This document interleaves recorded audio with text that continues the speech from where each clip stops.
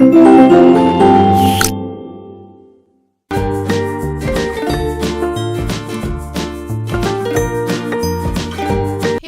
how are you all of you? I hope you are all doing good. So today we will start our chapter number 2 in English grammar and our chapter name is sentence, a set of words. So चलिए start करते हैं अपना chapter.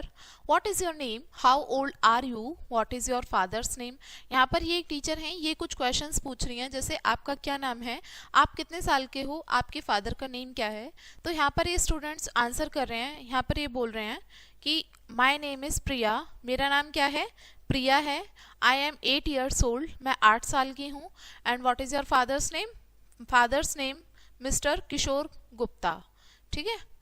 My name Priya is am I 8 years 8 old, father my name mister Kishore Gupta is. तो यहाँ पर ये जो questions पूछे थे इनका आंसर तो मिला है, लेकिन ये ठीक तरीके से नहीं लिखे हुए हैं. इसमें हमने देखा माई नेम प्रिया इज, इसमें भी कुछ हमारी ग्रामेटिकल मिस्टेक है.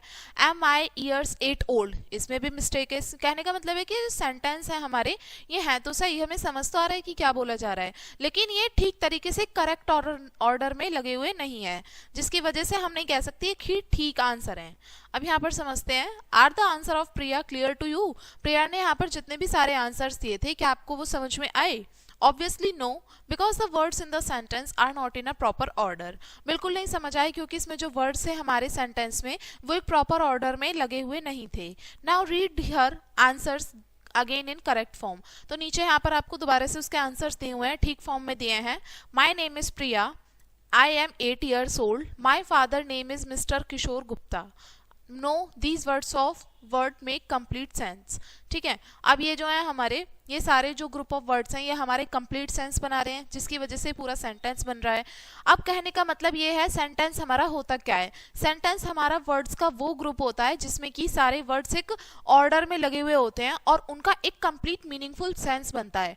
उन्हीं सभी को हम क्या बोलते हैं? सेंटेंस बोलते हैं. It begins with a capital letter. एक जो हमारा सेंटेंस होता है वो कैपिटल लेटर से स्टार्ट होता है और एंड किससे होता है? फुल स्टॉप से. यानी कि जब सेंटेंस हमारा फिनिश हो जाता है तो उसको एंड करने के लिए हम लास्ट में फुल स्टॉप लगाते हैं.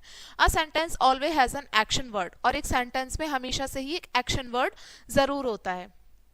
एक group of word join in a particular order to give a particular meaning is called a sentence.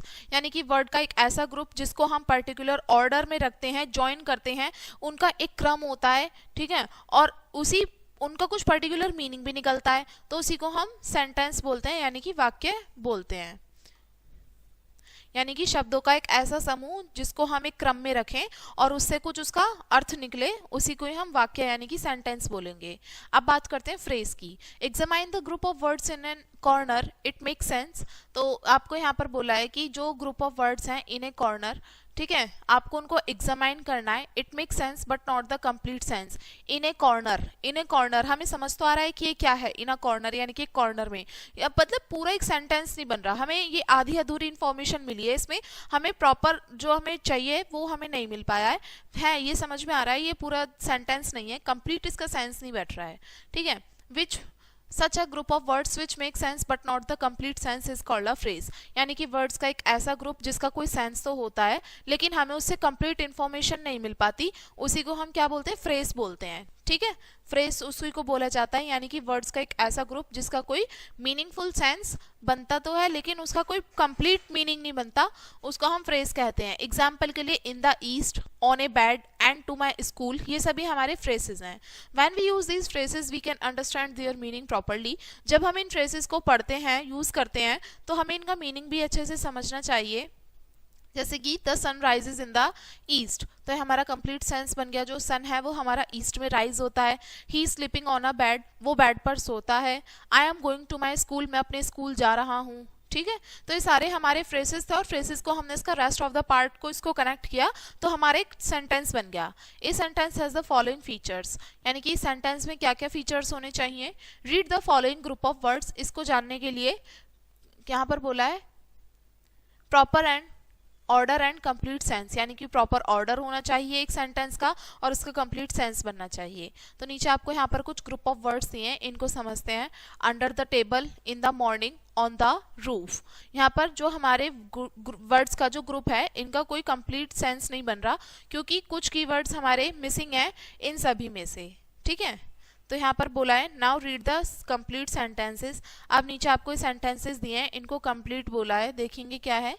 The cat is under the table, the sun rise in the morning, the monkey is on the roof. अब यहाँ पर हमें समझ में आ रहा है कौन सा वर्ड किससे कनेक्ट हो रहा है।